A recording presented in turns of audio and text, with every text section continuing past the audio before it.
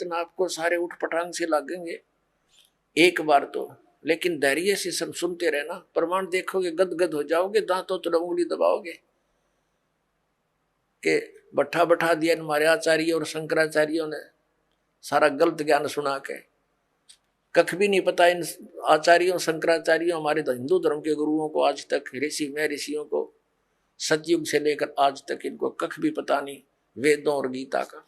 अब आपको दिखाते हैं श्रीमद् भगवत गीता,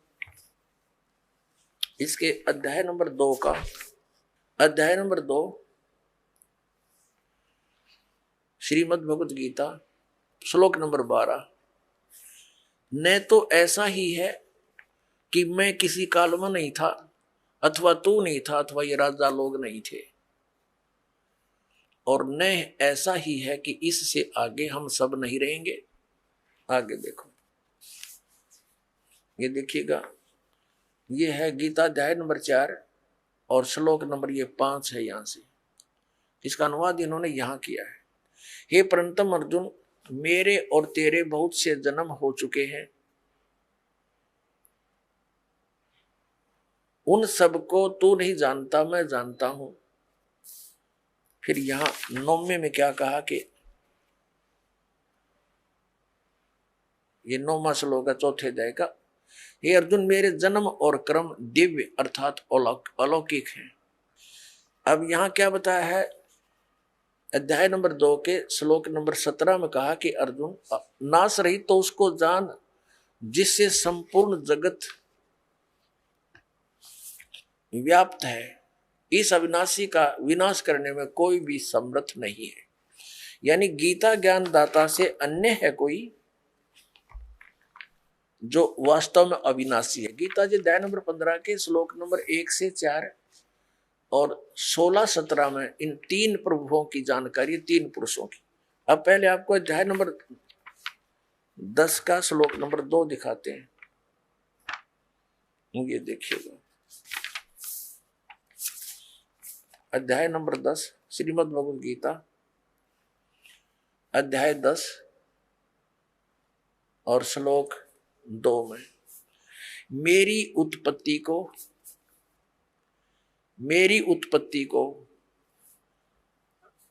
ये जो भी ये लिखते हैं प्रभाव माने उत्पत्ति को, न देवता लोग जानते हैं न मैं ऋषिजन ही जानते हैं, क्योंकि मैं सब प्रकार से देवताओं का और मैं ऋषियों का आदि कारण। अब ये क्या स्पष्ट हो गया कि गीता ज्ञान दाता ये ब्रह्म है, सरपुरुष है। श्री कृष्ण जी में प्रवेश करके ये बोल रहा है, ये कहता है मेरा जन्म तो हुआ है, उत्पत्ति तो हुई है, लेकिन ये ब्रह्मा विष्णु महेश और ये ऋषि नहीं जानते, क्योंकि ये इससे ही उत्पन्न हुए हैं। ये इसकी संतान है। ब्रह्मा विष्णु महेश इस ब्रह्म के पुत्र हैं, और दुर्गा इन ब्रह्मा विष्णु महेश जी की माता है, श्री दुर्गा जी। अब गीता ज्ञान दाता ने, ब्रह्म ने स्पष्ट कर दिया कि मैं नाशवान हूं, मेरी तो जन्म मृत्यु होती है, तो इसके साधक की भी जन्म मृत्यु होगी, क्योंकि ब्रह्मलोक में जाएगा, और ब्रह्मलोक में गया हुआ प्राणी फिर जन्म मृत्यु में आता है। श्रीमद् भगवत गीता अध्याय नंबर 15 के श्लोक नंबर 1 से 4 और 16-17 में 3 पुरुष बताए हैं। उल्टा लटका हुआ संसार रूपी वृक्ष है, इसकी ऊपर को तो जड़ है समझो, नीचे को 3 गुण रूपी शाखा। अब गीता ज्ञान दाता ने केवल इतनी ही संकेत किया है, ऊपर को जड़ है संसार रूपी वृक्ष की, और नीचे को 3 गुण रूपी शाखा है। बस शेष के लिए बता दिया कि वो तत्वदर्शी संत बताएगा, गीता जी अध्याय नंबर 4 के श्लोक नंबर 34 में जिसके विषय में कहा। और फिर उसकी पहचान बताई है गीता जी अध्याय नंबर 15 के श्लोक नंबर 1 में, कि इस उल्टे लटके हुए संसार रूपी वृक्ष को के सभी विभागों को जो जानता है, स वेदविद, वो तत्वदर्शी संत है। ये देखिएगा 15वां अध्याय है श्रीमद् भगवत गीता का, और प्रथम श्लोक है। इसमें लिखा है कि ऊर्ध्व मूलम, ऊपर को मूल, अधः शाखम, नीचे को शाखा, अश्वत्थम प्राहु अव्यम, ये पीपल का, संसार रूपी पीपल का वृक्ष अविनाशी कहा है। छंदासी यस्य पर्णानि, इसके पत्ते आदि शाखा आदि सभी इसके छंद हैं, विभाग हैं। ये तम वेद, जो उन सभी विभागों को जानता है, स वेदवित, वो वेद के तात्पर्य से को जानने वाला है, वो तत्वदर्शी संत है। इनका अनुवाद पढ़िए। आदि पुरुष परमेश्वर रूप मूल वाले, यानी संसार रूपी वृक्ष। पहले आप जी ये देखेंगे, ये संसार रूपी वृक्ष है। ऊर्ध्व मूलम, ऊपर को तो जड़ है, ऊर्ध्व मूलम ऊपर को तो जड़ है, और नीचे को ये शाखा है। ये एक संसार रूपी वृक्ष है। ये एक संसार रूपी वृक्ष जानो। अब ऊर्ध्व मूलम अधः शाखम, और जो संत इसके सभी विभागों को बता देगा वह तत्वदर्शी संत है। परमेश्वर ने 600 वर्ष पहले बताया था। अब समझो ये पेड़ है जो पृथ्वी से बाहर नजर आता है, इसको पेड़ बोलते हैं। तो परमात्मा कबीर जी स्वयं तत्वदर्शी संत की भूमिका करने आते हैं, सहशरीर आते हैं, जैसा कि वेदों में प्रमाण है। वो अपना ज्ञान उपदेश करते हैं। कबीर अक्षर पुरुष एक पेड़ है, निरंजन यानी सरपुरुष हुआ की डार, और तीनों देवा शाखा हैं ये पात रूप संसार, और जड़े गुप्त हैं, वो प्रोक्ष है। ये देखिएगा। अब यहाँ क्या बताया, अक्षर पुरुष एक पेड़ है। ये तो समझो अक्षर पुरुष तना तो इस संसार रूपी वृक्ष का, इससे मोटी डार निकलती है, उनमें से एक मोटी डार ये सरपुरुष है, ये अक्षर पुरुष है। इसको परब्रह्म भी बोलते हैं। ये अक्षर पुरुष है इतना, और इससे ये डार निकली मोटी, ये सरपुरुष, ये ब्रह्म समझो, सरपुरुष ब्रह्म ज्योत निरंजन। और इसके ये 3 पुत्र हैं, रजगुण ब्रह्मा जी, सतगुण विष्णु जी, तमगुण शिव जी, और पात रूप संसार। अब ये गुप्त है, ये परमात्मा स्वयं है। अब हम पढ़ेंगे श्रीमद् भगवत गीता अध्याय नंबर 15 के श्लोक नंबर 1 से 4 और 16, 17। इनमें कंसेप्ट क्लियर होगा। देखिएगा, ये 15वां अध्याय, ये आपने पढ़ लिया। प्रथम मंत्र, प्रथम श्लोक, ऊर्ध्व मूलम, जड़ तो ऊपर को, नीचे न शाखा। ये संसार रूपी पीपल का वृक्ष, अविनाशी वृक्ष समझो। छंदासी यस्य पर्णानि, यानी जड़ें, शाखा, पत्ते आदि इसके विभाग हैं। और ये तम वेद, जो उसको जानता है, स वेदवित, आदि पुरुष परमेश्वर मूल वाले। इन्होंने अधः शाखा का अर्थ गलत किया है, ब्रह्मा रूप मुख्य शाखा कर दिया। नहीं, ये देखो दूसरे श्लोक में 2 बार अधः शब्द है, इसका यहां अर्थ किया इन्होंने। अधः माने नीचे, अधः माने नीचे, स्पष्ट है। अधः माने नीचे, अधः माने नीचे। तो यहां भी अधः ही लिखना था, ये इनको ज्ञान नहीं था, इसलिए विचलित हो जाते थे। ऊर्ध्व मूलम अधः शाखम, ऊपर ने जड़ और नीचे को शाखा वाला। यह संसार रूपी पीपल के वृक्ष को अविनाशी कहते हैं। वेद जिसके पत्ते कहे गए हैं, उस संसार वृक्ष को जो पुरुष, जो व्यक्ति मूल सही तत्व से जानता है, जड़ से लेकर सभी भागों को तत्व से जानता है, सही जानता है, स वेदवित, वह वेद के तात्पर्य को जानने वाला है, अर्थात वो तत्वदर्शी संत है। जिसके विषय में चौथे अध्याय के 34वें श्लोक में कहा कि तत्वदर्शी संत के पास जाकर परमात्म तत्व के ज्ञान को समझ, उसके बाद जो वो कहे उस तरह करने से फिर वो प्राणी कभी लौट कर संसार में नहीं आते, उनकी जन्म मृत्यु सदा के लिए समाप्त हो जाती है। 15वें अध्याय के 1 से लेकर 4 तक का ये सारांश है। आगे क्या बताया है कि ये शाखा कौन है, रजगुण ब्रह्मा, सतगुण विष्णु, तमगुण शिव जी। देखिए, ये 15वां अध्याय हम पढ़ रहे हैं। हमने 1 श्लोक क्लियर कर लिया। अब दूसरा, इसमें लिखा है कि उस संसार वृक्ष की तीनों गुण रूप,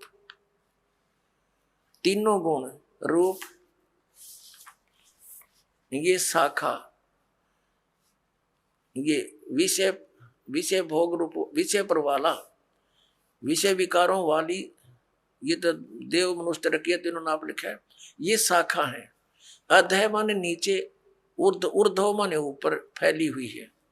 मनुष्य लोक में कर्मों के अनुसार बांधने वाली भी ये मूलानी यानी मुख्य कारण है, नीचे और ऊपर फैली हुई है, सब जगह नहीं, केवल नीचे और ऊपर। अब यहाँ ये कंसेप्ट क्लियर करना पड़ेगा। अब ये स्पष्ट करना पड़ेगा कि रजगुण ब्रह्मा जी, सतगुण विष्णु जी, तमगुण शिव जी है। इसके लिए देखिएगा मार्कंडे पुराण, ये मार्कंडे पुराण, और ये कहाँ से प्रकाशित है? गीता प्रेस गोरखपुर से। प्रकाशक है, मुद्रक है गीता प्रेस गोरखपुर, गोविंद वन कार्यालय कोलकाता का संस्थान। इसके 122-23 पृष्ठ पर दिखाते हैं आपको। ये देखिएगा, ये संक्षिप्त मार्कंडे पुराण पृष्ठ 122 से हम प्रारंभ करेंगे। यहां लिखा है कि मार्कंडे जी बोले, मार्कंडे जी ज्ञान दे रहे हैं। अब हम 123 पर आ जाते हैं। 123 पर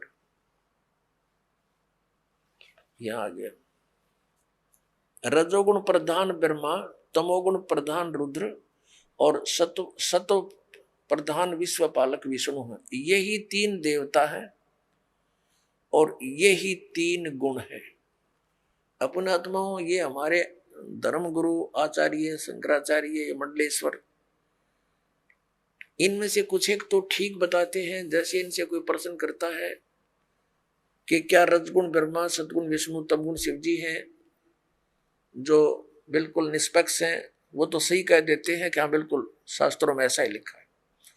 और जो चतुरता दिखाते हैं, अपनी अज्ञानता का प्रतीक देते हैं, वो कहते हैं नहीं, ब्रह्मा विष्णु महेश कोई जड़ थोड़े ही है, और गुण तो जड़ है, लेकिन ये गुणी है, गुण नहीं है, गुणातीत है। बता अकल है इनमें।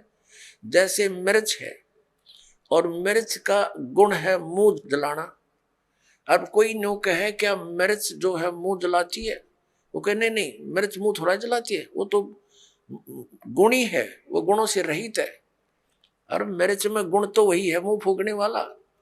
तो ऐसे ही ये चतुरता दिखाते हैं, क्योंकि इनका उद्देश्य ही जनता को भ्रमित करके अपना उल्लू सीधा रखना है। इनको जनता से कोई लेना देना नहीं, ऐसे व्यक्तियों को। लेकिन कुछ अच्छे भी हैं जो सच्चाई भी बताते हैं कि शास्त्रों में ऐसा ही लिखा है, और शास्त्र आपके रूबरू और कराते हैं।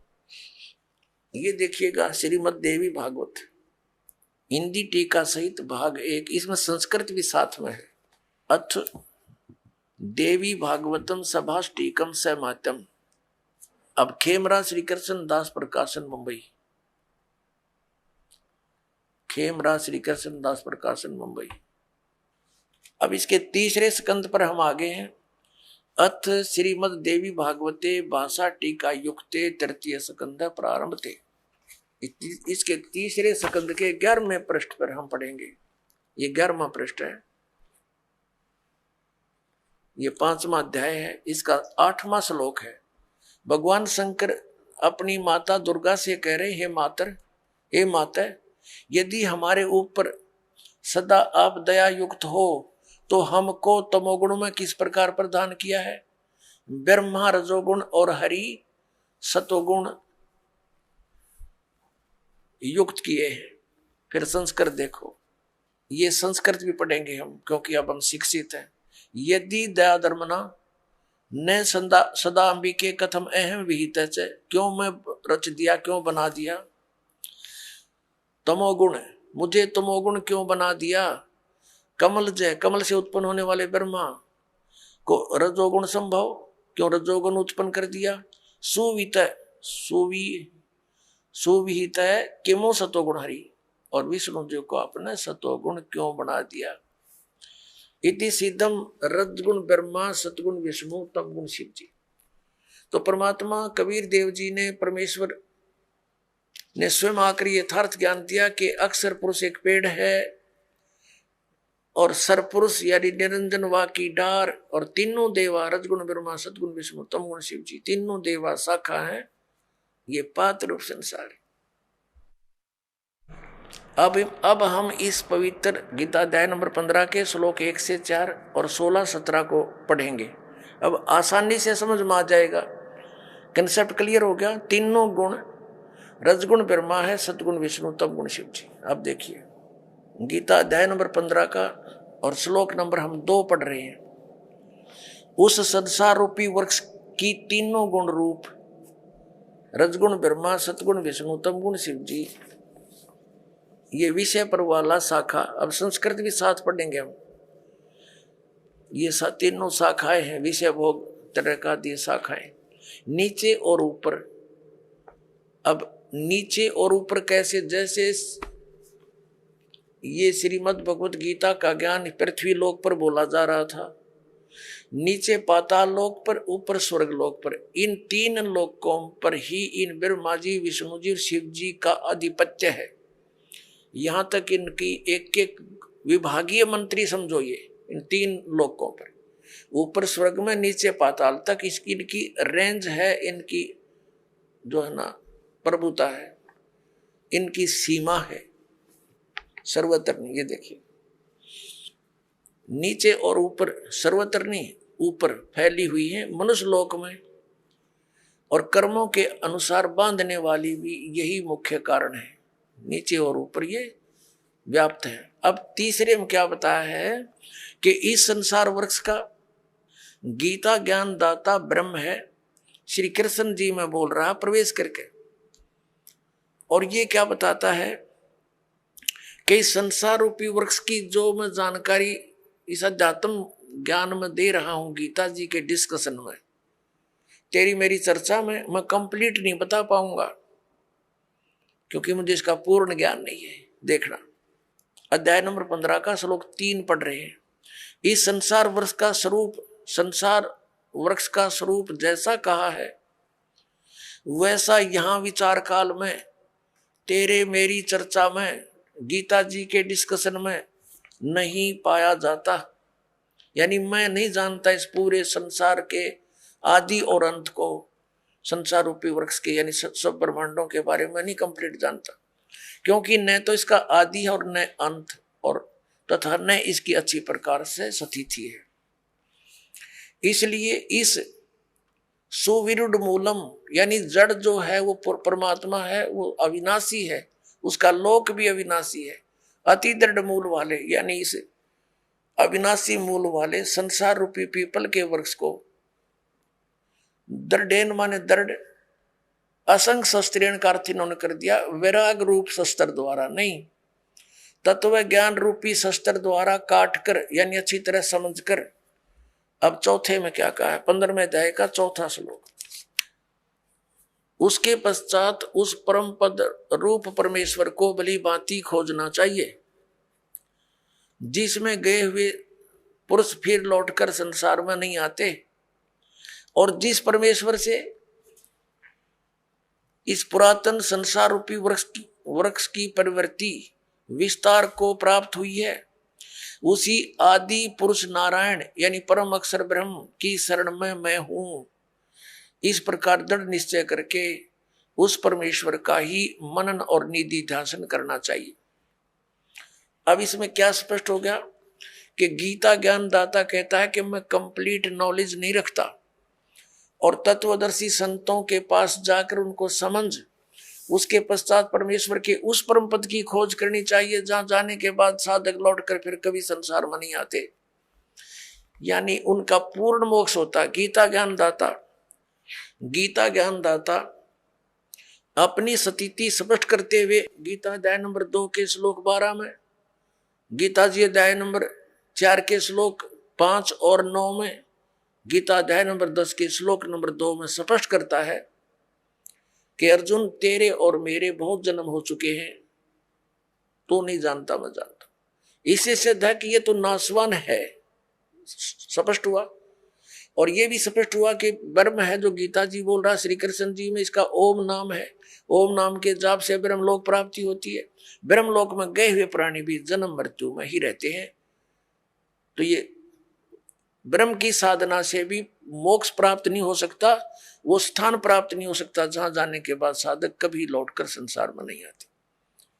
वो कौन है? वो परम अक्षर ब्रह्म की साधना करने से। जैसे गीता जी अध्याय नंबर 4 के श्लोक नंबर 25 से लेकर 30 तक गीता ज्ञान दाता ने कहा है, कोई तो देवताओं की पूजा करता है, कोई केवल तीक्ष्ण व्रत रखता है, जैसे इन अहिंसावादी व्रत रखता है, जैसे मुंह पर पट्टी बांध कर नंगे पैरों घूमना, और कुछ स्वाध्याय ही करते हैं, जैसे गीता जी का नित्य पाठ कर लेना, वेदों का अध्ययन करते रहना।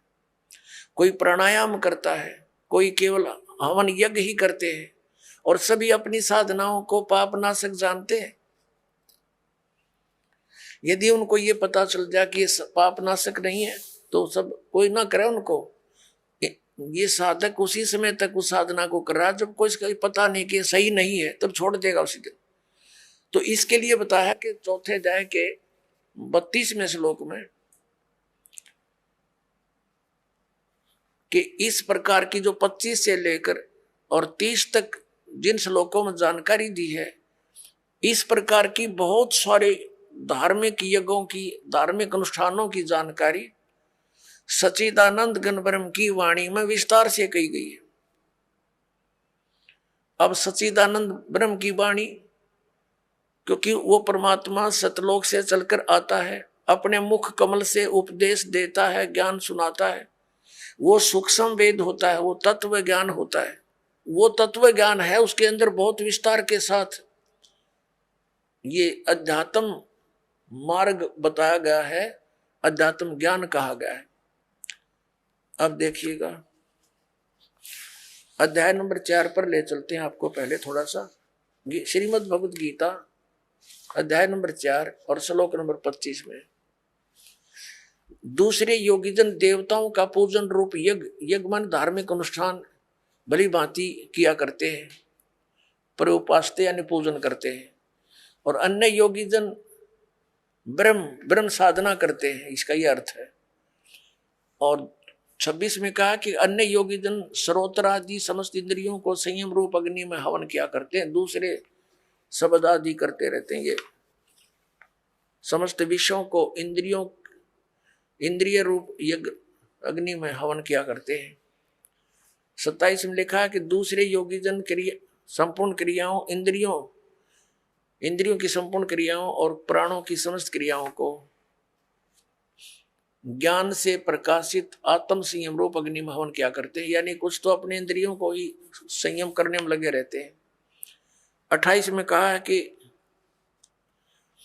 कई पुरुष द्रव्य संबंधी यज्ञ करते हैं, यानी कि तब भंडारे कर दिए, कांबड़ बांट दिए, कोई मंदिर बनवा दिया, इस तरह करते रहते हैं, और कुछ तपस्या करते रहते हैं। तो कहने का भाव ये है कि अब हम 32 पर आते हैं, अपने मतलब की बात लेते हैं। ये गीता अध्याय नंबर 4 के श्लोक नंबर 32 में क्या कहा है, इसमें क्या है कि एवं बहुविधा यज्ञा वितता ब्रह्मणे मुखे, ये ब्रह्मणे शब्द लिखा है, यह इन्होंने अनुवाद गलत कर दिया। कर्मजान विदितान सर्वान एवं ज्ञातवा विमोक्ष से, इस प्रकार और भी बहुत तरह के यज्ञ माने धार्मिक अनुष्ठान ब्रह्मणे मुखे, इन्होंने वेद की वाणी में कर दिया, ये गलत कर दिया। यहां देखिएगा अध्याय नंबर 17 के और श्लोक नंबर 23 में यही ब्रह्मणे शब्द है इसके अंदर। श्रीमद् भगवद गीता अध्याय नंबर 17 का श्रीमद् भगवद गीता और श्लोक नंबर 23 में ओम तत्सत इति निर्देश है ब्रह्मणे तिर्विद समर्थ है ब्राह्मणा तेन वेदा च यज्ञा च विहिता पुरा। इसका अनुवाद इन्होंने किया कि ओम तत् सत सत, ओम तत्सत ऐसे ही है, 3 प्रकार का ब्रह्मणे माने सच्चिदानंद घन ब्रह्म का नाम कहा है। ब्रह्मणे का अर्थ सच्चिदानंद घन ब्रह्म समझो। अब यहां जाते हम फिर गीता जी के 4थे अध्याय के हम फिर 32वें श्लोक में आते हैं। 32वें श्लोक में अब ये ब्रह्मणे जो मुख्य लिखा है इन्होंने यहां गलत अनुवाद कर दिया। इस प्रकार बहुत तरह के यज्ञ सच्चिदानंद घन ब्रह्म की वाणी में विस्तार से कहे गए। ये तत्व ज्ञान है सच्चिदानंद घन ब्रह्म, यानी परम अक्षर ब्रह्म सतपुरुष कबीर साहब सतलोक से चलकर आते हैं और अच्छी आत्माओं को मिलते हैं, तत्व ज्ञान बताते हैं, फिर उनके द्वारा बोली गई कबीर वाणी लिपिबद्ध कर ली जाती है। तो उस कबीर वाणी में यानी सच्चिदानंद घन ब्रह्म की वाणी में जो उनके मुख कमल से बोली गई है उसमें वो ज्ञान तत्व सब धार्मिक अनुष्ठानों की जानकारी पूर्ण रूप से विस्तार से कही गई है। वो तत्व ज्ञान है। उसको जानने के बाद फिर सभी कर्मों से मोक्ष प्राप्त हो जाता है। उस फिर चौथे अध्याय के 34वें श्लोक में कहा है, देखिएगा, ये देखना, चौथे अध्याय का 32वां श्लोक कंप्लीट पढ़ते हैं, अब समझ में आएगा। इस प्रकार और भी बहुत तरह के यज्ञ माने धार्मिक अनुष्ठानों की जानकारी, ये सच्चिदानंद घन ब्रह्म की वाणी पढ़ना, इसको ये गलत लिखा, ब्रह्म माने वेद नहीं हो सकता, ब्रह्म न मान सच्चिदानंद घन ब्रह्म की वाणी यानी परम अक्षर ब्रह्म की वाणी, इसको तत्व ज्ञान भी कहते हैं। मैं विस्तार से कहे गए हैं। उन सब को तू कर्म जान, यानी नाम उठत नाम बैठत नाम सोच जाग बे, काम करते करते दैनिक कर्म करते करते उनका उस में साधना होती है। कर्म जान, शारीरिक मन इंद्रिय और शारीरिक क्रियाओं द्वारा संपन्न होने वाले हैं वो, उसमें लिखा है वो काम करते करते क्रियाएं करते हैं। कर्म योग के द्वारा संपन्न होते हैं वो सब क्रियाएं। इस प्रकार तत्व से जानकर उनके अनुष्ठान द्वारा तो कर्म बंधन से सर्वथा मुक्त हो जाएगा। अपने आत्मा चौथे अध्याय के 34वें श्लोक में बताया वो तत्व ज्ञान को, ये चौथे अध्याय का श्रीमद् भगवत गीता, ये 34वां श्लोक है। उस ज्ञान को जो सच्चिदानंद घन ब्रह्म ने, यानी परमेश्वर ने स्वयं आकर जो ज्ञान दिया, सुख संवेद, वो तत्व ज्ञान, वो उसकी वाणी में लिखा होता है। और वो तत्व ज्ञान केवल वो संत ही जानते हैं जो उससे परिचित है। तत्व ज्ञान और तत्वदर्शी संत गीता ज्ञान से अन्य ज्ञान रखता है।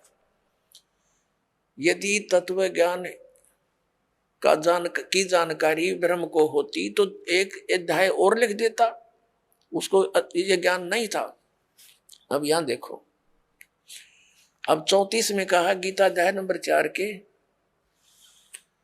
श्लोक नंबर 34 में कहा कि उस ज्ञान को जो सच्चिदानंद घन ब्रह्म की वाणी में विस्तार से कहा गया है, तो तत्वदर्शी संतों के पास ज्ञानियों के पास जाकर समझ, उनको भली भांति दंडवत प्रणाम करने से और उनकी सेवा करने से, कपट छोड़कर सरलता पूर्वक प्रसन्न करने से वे परमात्म तत्व को भली भांति जानने वाले ज्ञानी महात्मा तुझे तत्व ज्ञान का उपदेश करेंगे।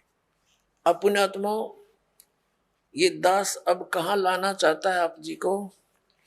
गीता जी अध्याय नंबर 8 के श्लोक नंबर 1 में अर्जुन ने पूछा कि आप जी ने जो 7वें अध्याय के 29वें श्लोक में बताया है कि तत्ब्रह्म को जानकर और सारे धातुओं से परिचित, सब कर्मों से परिचित व्यक्ति केवल जरा और मरण से छूटने का प्रयत्न करता। जरा माने वृद्ध अवस्था और मरण माने मृत्यु। तो 8वें अध्याय के प्रथम मंत्र में पूछा वो किम तत्ब्रह्म, ये देखिएगा, ये है श्रीमद् भगवत गीता अध्याय नंबर 7 और श्लोक नंबर 29, ये 29। यहाँ इसकी केवल संस्कृत है, आगे इसका अनुवाद है। जरा मरण मोक्षाय, जरा माने बुढ़ापा, मरण माने मृत्यु, मोक्ष माने छुटकारा पाने के अर्थ। माम आश्रित यतंती ये ते ब्रह्म तत्विदु कृष्णम अध्यात्म कर्म च अखिलम।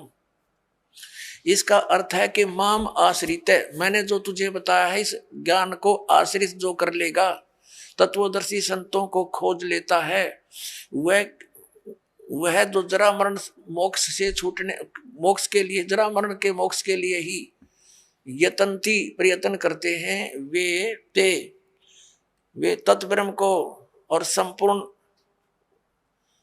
उस तत्ब्रह्म को जानते हैं और सारे अध्यात्म ज्ञान को और सब कर्मों को से परिचित है।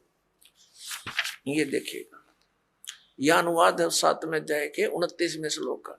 जो मेरी शरण होकर आश्रित है, इसका अर्थ तो ये दास ने जो बताया वही सही है कि मेरे इस ज्ञान का आश्रय कर ले, कि तत्वदर्शी संत की खोज कर ले, उसके बाद उससे प्राप्त ज्ञान के आधार से जो केवल जरा और मरण से छूटने का ही प्रयत्न करते हैं, वे उस तत्ब्रह्म से और सारे अध्यात्म ज्ञान से और सब कर्मों से परिचित हैं। देखिए,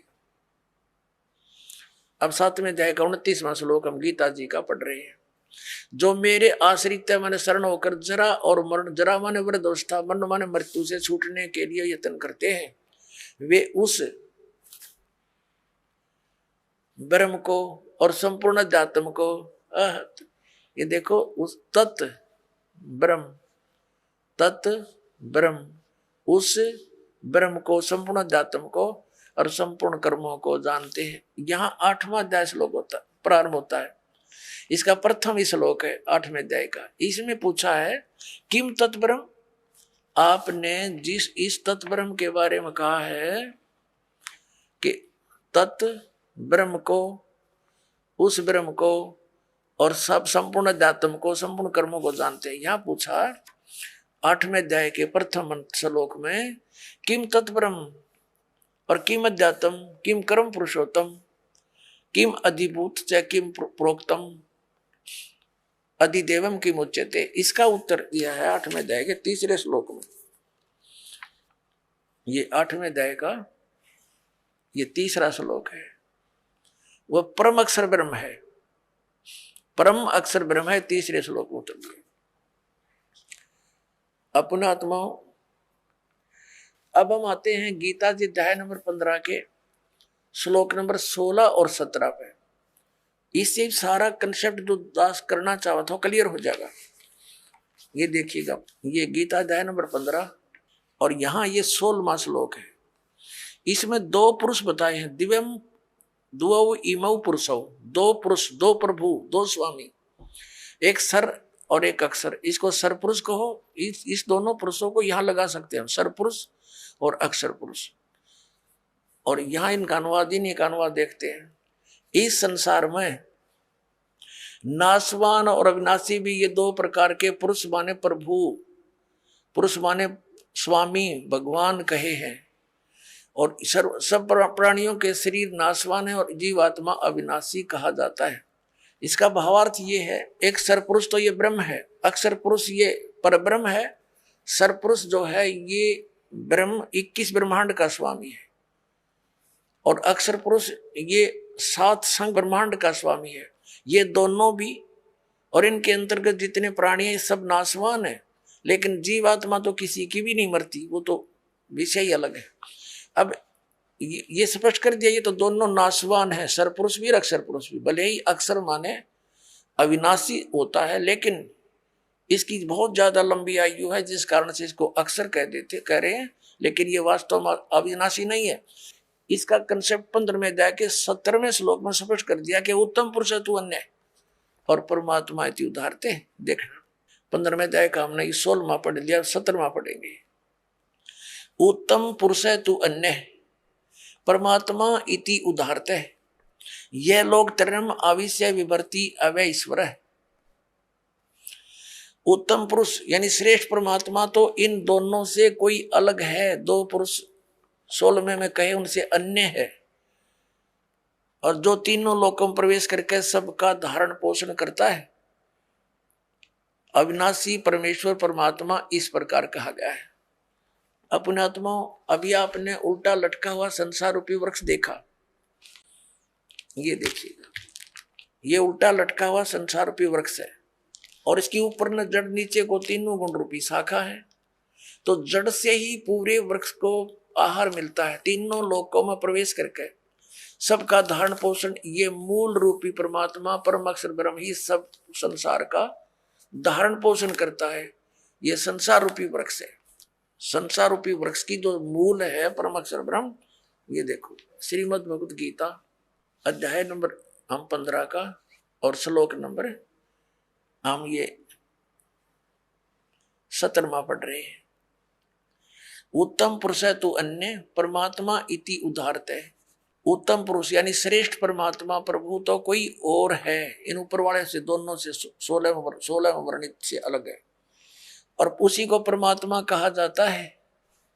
यह लोक त्रयम आविष्य विवर्ती, जो तीनों लोकों में प्रवेश करके सबका धारण पोषण करता है, वो वास्तव में अविनाशी भगवान है, वो अविनाशी परमात्मा। ये देखिए, उत्तम पुरुष तू अन्य परमात्मा, उत्तम पुरुष तो पुरुषोत्तम, उत्तम पुरुष यानी पुरुषोत्तम सही भगवान तो कोई और ही है, जो तीनों लोकों प्रवेश करके और सबका धारण पोषण करता है, वो है अविनाशी परमात्मा। वास्तव में अपने आत्माओं जो दास निष्कर्ष निकालना चाह रहा है अब निकल रहा है। अब जो प्रसंग चला था कि विष्णु जी तो कह रहे हैं मैं दुर्गा से ऊपर किसी को नहीं मानता, मेरे आध्यात्मिक ज्ञान के जितना मुझे है, मेरे ज्ञान में दुर्गा से ऊपर कोई भगवान नहीं। विष्णु जी कह रहे मैं दुर्गा की भक्ति करता रहता हूं।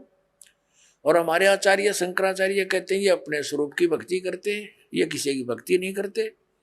कोई कह कोई राम की भक्ति करता है, राम श्री शंकर की करता है। ये इनकी दंत कथा लोकवेद था। अब दुर्गा जी ने स्पष्ट कर दिया, वो कहती है ब्रह्म की पूजा करो, मेरी पूजा भी छोड़ दो।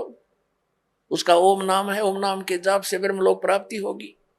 गीता जी ने स्पष्ट कर दिया कि गीता ज्ञानदाता ब्रह्म है, उसका एक ओम अक्षर है, उसकी साधना करने वाला ब्रह्मलोक में जाता है। ब्रह्मलोक में गए हुए प्राणी फिर जन्म मृत्यु में आते हैं, ये स्थायी मोक्ष नहीं। अब गीता ज्ञानदाता 18वें अध्याय के 62वें श्लोक में और गीता अध्याय नंबर 15 के 1 से 4 में और 18वें अध्याय के 62 और 66 में, इन श्लोकों में ये स्पष्ट कर रहा कि उस परमेश्वर की भक्ति करनी चाहिए, उस परम अक्षर ब्रह्म की, जो 8वें अध्याय के 3रे श्लोक में जिसके विषय में कहा, उसकी भक्ति करनी चाहिए। उसकी साधना करने से प्राणी कभी लौटकर संसार में नहीं आता, परमेश्वर के उस परम पद की प्राप्ति हो जाती है। और गीता जी अध्याय नंबर 18 के श्लोक नंबर 62 में कहा कि तू सर्वभाव से उस परमेश्वर की शरण में जा, उसकी कृपा से तू परम शांति को और सनातन परम धाम को प्राप्त होगा, यानी फिर कभी जन्म मृत्यु नहीं होगी। अपनी इसने स्पष्ट कर दी, तेरी और मेरी जन्म मृत्यु सदा बनी रहेगी। अपनात्मा आज सुबह भी यही विषय रहा था, लेकिन जब तक ये ग्रंथ रूबरू नहीं हो जाते तब तक हमें विश्वास नहीं होता, क्योंकि हम दूध के जले हुए और छाछ को भी फूंक मार कर पीते हैं।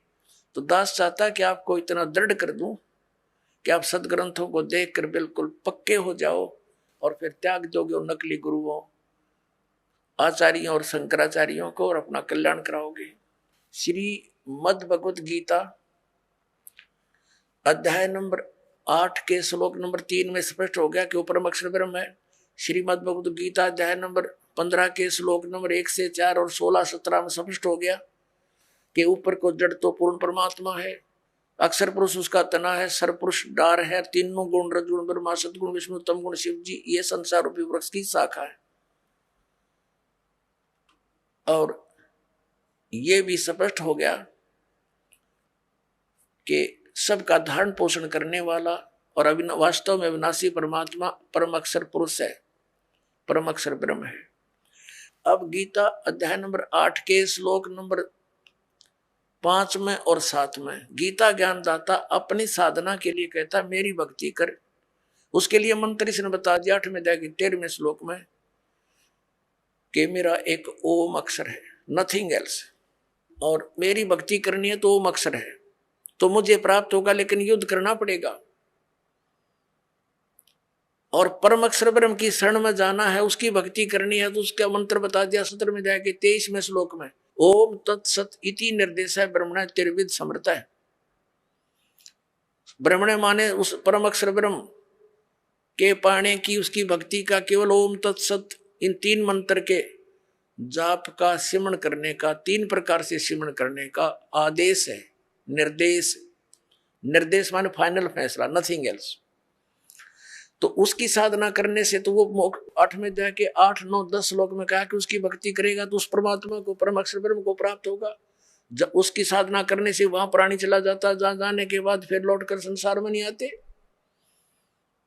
और ये हमारे अज्ञानी आचार्य शंकराचार्य तत्व ज्ञानहीन प्राणी मंडलेश्वर ये कहते हैं हमारे धर्मगुरु कि श्री कृष्ण जी अपने बारे में कह रहे, हर इसमें कंसेप्ट क्लियर कर रखा है, 2 परमात्मा नारे नारे 3 बोले हैं, 3 बताए हैं, लेकिन 2 का ही अधिक रोल है, क्योंकि हम सरपुरुष के लोक में रहते हैं और परम अक्षर ब्रह्म के लोक में हमने जाना है।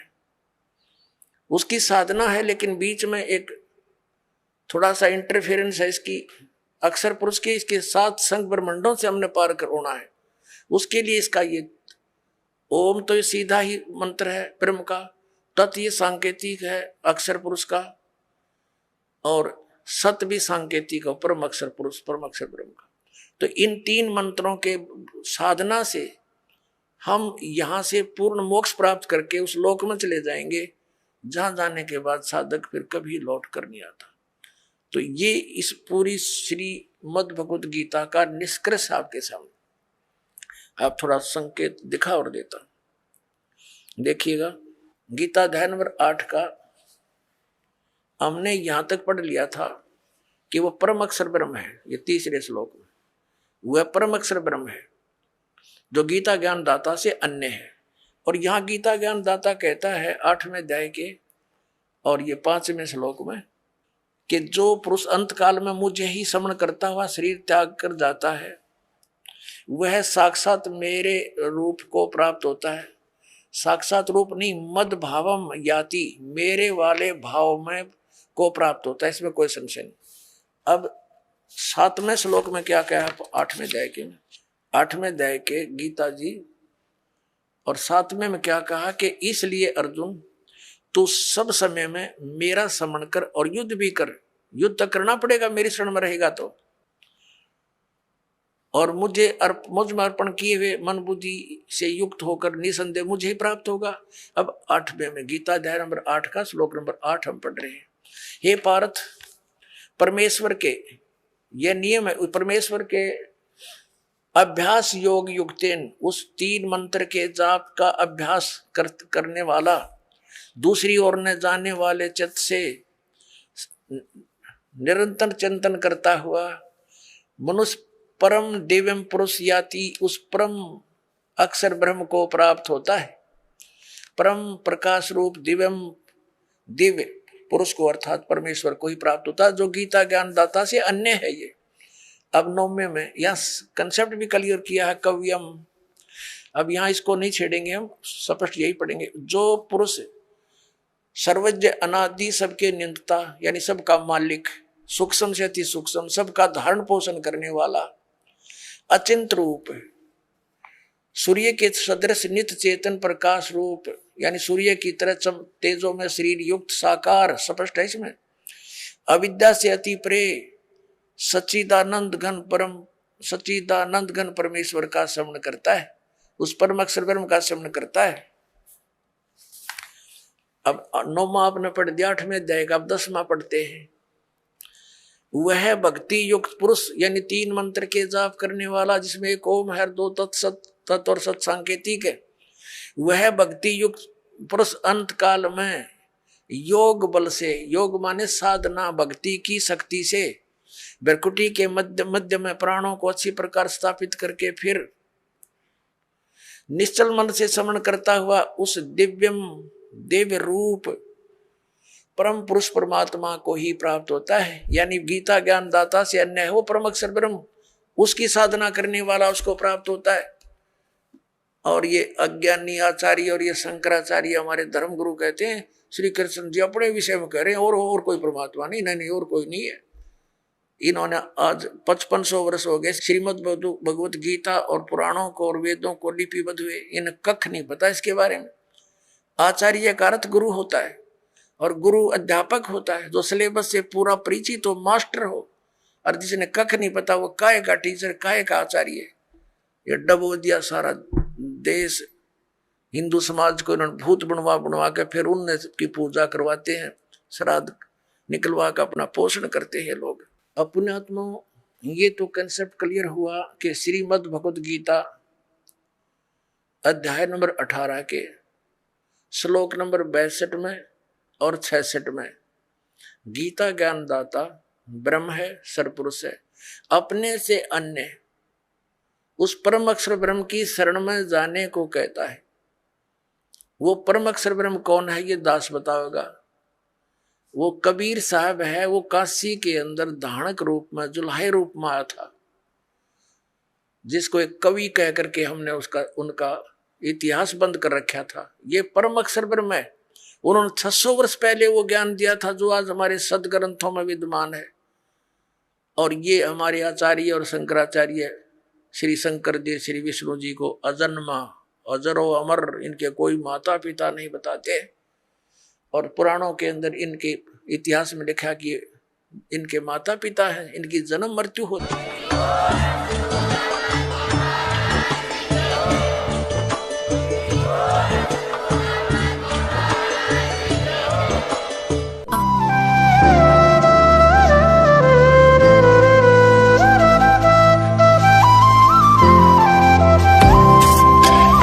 सत्सही।